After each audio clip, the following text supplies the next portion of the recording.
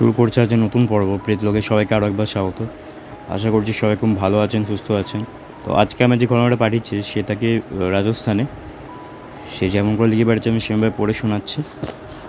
আমার নাম প্রিয়াঙ্কা, আমার বাড়ি কলকাতায়, কিন্তু আমি কাজের সূত্রে রাজস্থানে একটা ছোট্ট শহরে থাকি। আমার সেখানে থাকার কারণ হলো আমি একটা অ্যাসাইলামে কাজ করি, মানে যেখানে ওই উন্মাদ ব্যক্তিরা মানে লোকজন থাকে আর কি, যেখানে ওদের চিকিৎসা করানো হয়, সেই জায়গায় আমি কাজ করি। তো সেখানে একজন থাকতো যার নাম ছিল সায়ন। এই ঘটনাটা আমি লিখে বেড়াচ্ছি যে আজকে এই ঘটনাটাই সায়নকে নিয়েই। আমি জবের থেকে এই অ্যাসাইলামে কাজ করি, সেদিন থেকেই সায়নকে আমি দেখছি। প্রথমে তো আমার খুবই ভয় করতো এখানে কাজ করতে, এই পাগলদের মাঝখানে সারাদিন থাকতে হবে এই ভেবেই আমার ভয় করতো, কিন্তু ধীরে ধীরে আমার অভ্যেস হয়ে যায়। এমন নয় যে তাদের সবাইকে ছেড়ে রাখা হয়, এরকম না। তাদের সবসময় নিজেদের সেলেই রাখা হতো, যাতে তারা বাইরে বেরিয়ে কারো কোনো ক্ষতি না করে বা কাউকে কোনো অ্যাটাক না করে। কিন্তু আমার তাও প্রথমে ভয় লাগতো। এই যে আমি সায়নের কথা প্রথমে বললাম, এই ছেলেরা সবার থেকে আলাদা, সারাদিন চুপচাপ থাকতো, সবার কথা শুনতো।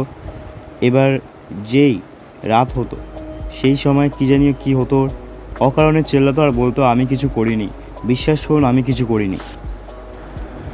সারা রাত চেল্লাতো আর এরকম বলতো। এবার একদিনকে আমি আমার ডেস্কে কাজ করছিলাম, মানে যে টেবিলে আমি কাজ করি সেখানে আমি কাজ করছি। আমার সিনিয়র একজন আমার কাছে এসে আমায় কয়েকটা ফাইল দেয়, বলে যে ফাইলগুলো ভালো করে স্টাডি করে রিপোর্ট বানাতে হবে। মোট 10টা ফাইল ছিল, এক এক করে পড়া শুরু করলাম ফাইলগুলো। পড়তে পড়তে সন্ধ্যে 7টা বেজে যায়, আমার ডিউটি টাইম ওভার। তাই আমি যেগুলো পড়া হয়নি সেই ফাইলগুলো বাড়ি নিয়ে আসি, রাতে ডিনার করে আবার ফাইলগুলো পড়তে বসি। 8 নম্বর ফাইলটা ছিল সায়নের। ফাইলটা খুললাম, দেখি কয়েকটা পেজ পরে একটা ছোট্ট ডায়েরি টাইপের রয়েছে। সেই ডায়েরিতে কিছু কথা লেখা রয়েছে। আমি পড়তে শুরু করলাম। আমার নাম সায়ন। আমার কথা কেউ বিশ্বাস করছে না, তাই আমার কথাগুলো আমি এই ডায়েরিতে লিখে রাখছি। একদিন রাতেরবেলা আমি আর আমার এক বন্ধু বিপেশ দুজনে মিলে এক পার্টিতে যাই। সেখানে আমাদের ড্রিঙ্কসটা একটু বেশি হয়ে গেছিলো, কিন্তু আমি হুঁশে ছিলাম, দুজনেই হুঁশে ছিলাম। বাড়ি ফিরছিলাম, রাত তখন 2টো বাজে। আমি বাইক চালাচ্ছিলাম, পেছনে বিপেশ বসে।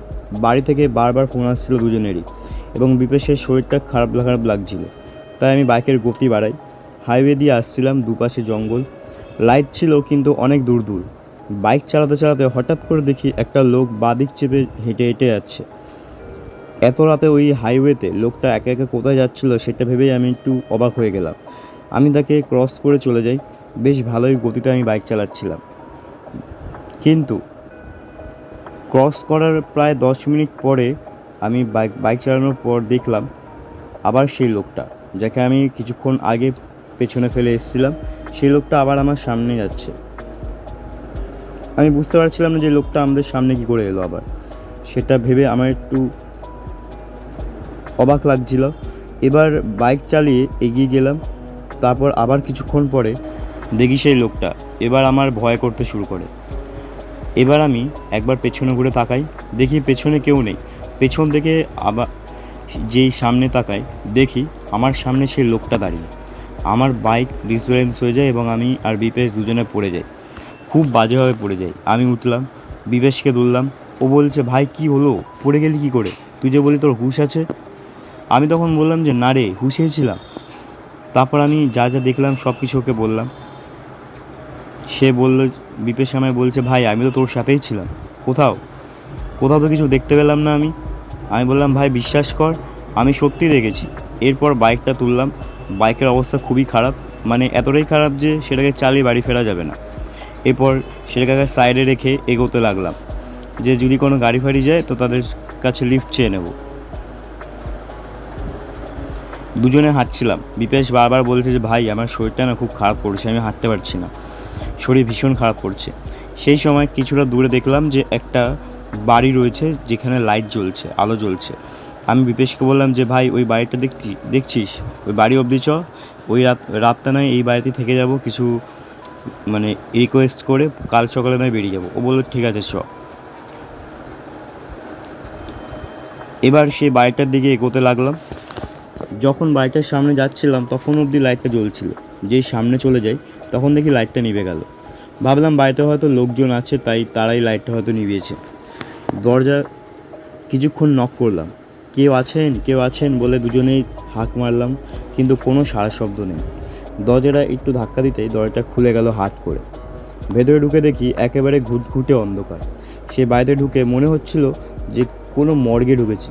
বাড়িটা এতটাই ঠান্ডা ছিল যে সেটা বলবার নয়। বাড়িতে ঢুকে অনেকবার হাঁক দিলাম, কিন্তু কারো কোনো সাড়া শব্দ পেলাম না। এবার জানলা দিয়ে দেখলাম যে পাশের বাড়িটায় লাইট জ্বলছে। আমি বিপেশকে বললাম যে তুই এখানেই বস, তোর শরীরটা খারাপ লাগছে, আমি পাশের বাড়িতে দেখে এসে কেউ আছে কি না।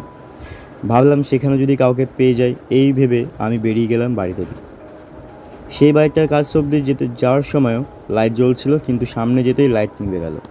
ভেতরে ঢুকলাম, দেখি সেখানে কেউ নেই। এবার আমার ব্যাপারটা ঠিক সুবিধার লাগছিল না। সেই সময় আমার মনে হচ্ছিল ওই রাস্তার লোকের কথাটা আমার খালি বারবার মাথায় আসছিল এবং ভয় করতে শুরু করে। আমি ঠিক করি যে এখান থেকে বেরিয়ে যাব, বিপেশকে নিয়ে এখানে থাকা ঠিক হবে না। আমি বিপেশের কাছে গেলাম যে ওকে নিয়ে বেরিয়ে যাব। বিপেশের কাছে গিয়ে দেখি বিপেশ যেখানে বসেছিল, যেখানে আমি ওকে বসিয়ে রেখে এসেছিলাম, সেখানে বিপেশ নেই। এরপর বিপেশ বিপেশ বলে ডাকতে লাগলাম, কোনো সাড়া শব্দ নেই। বাড়ি বেশ বড় ছিল, মানে ছড়ানো টাইপের ছিল। মোবাইলের ফ্ল্যাশ জ্বালিয়ে পাশের ঘরে খুঁজতে লাগলাম। আমার মোবাইলের আলো একটা রুমে গিয়ে পড়লো, মানে দরজার সামনে গিয়ে পড়লো, আর সেই সময় মনে হলো কেউ একটা দরজা দিয়ে মুখ বাড়িয়ে উঁকি মারছে। আমি ভাবলাম যে ওটা হয়তো বিপেশ, তাই জন্য আমি সেই ঘরের দিকে এগোতে লাগলাম। সেই ঘরে গিয়ে দেখি সেখানে কেউ নেই, পুরো একেবারে ঘুটঘুটে অন্ধকার। ঘরের ভেতরে ঢুকতেই আমি হোঁচট খেয়ে পড়ে গেলাম। আমার মনে হলো যে কেউ আমার পা ধরে টান দিল।